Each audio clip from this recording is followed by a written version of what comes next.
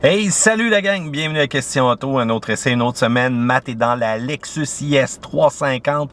On a un modèle F-Sport. Et là, vous allez me dire, ouais, ça fait combien de temps que ça n'a pas trop changé, ces IS-là? Eh bien, on est à la génération qui a changé en 2013. Cette année, OK, on amène un petit vent de renouveau, là, mais on s'entend, c'est des détails cosmétiques quand même assez mineurs. C'est pas une voiture LED, c'est une voiture qui vieillit bien au travers du temps.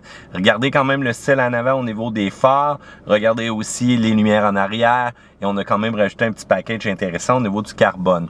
Là, il y a quand même deux choix de motorisation, mais celui qu'on préfère, c'est le V6. Mais là, est-ce qu'on est vraiment à la hauteur des Allemandes quand ça vient le temps de parler performance?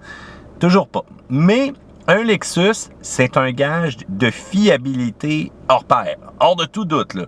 Ce V6-là, bon, bien qu'il donne pas les palpitations qu'on voudrait, ben, devinez quoi, ça brille jamais, littéralement. Puis c'est pas mal un des véhicules qui coûte le moins cher d'entretien aussi dans le domaine du luxe. Donc, on a évité quand même la turbocompression, on a une traction intégrale et cette année, on offre au travers le package F-Sport une suspension qui est adaptative. Quand même, c'est le petit hic qui nous manquait aussi du côté du IS pour aller chercher un petit peu la compétition dans les courbes.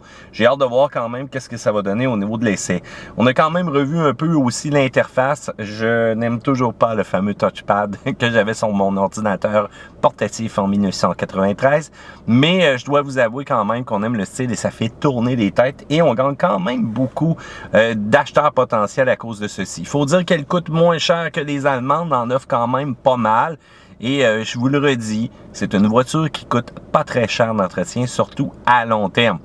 C'est sûr que si vous allez à la concession, là, c'est une autre paire de manches pendant, mais il reste que un bon vieux V6 3.5 comme on a là présentement, on le retrouve dans plein de véhicules de la gamme Toyota.